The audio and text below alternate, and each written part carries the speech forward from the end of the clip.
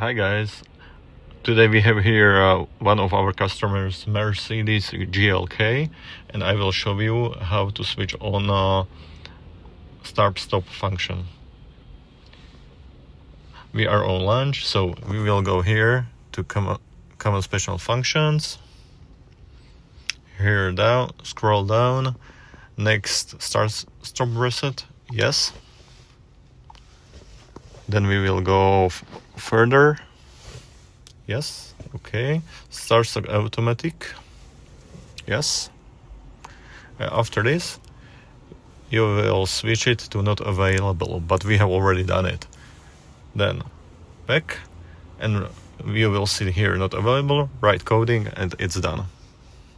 That's all. Thank you. Bye.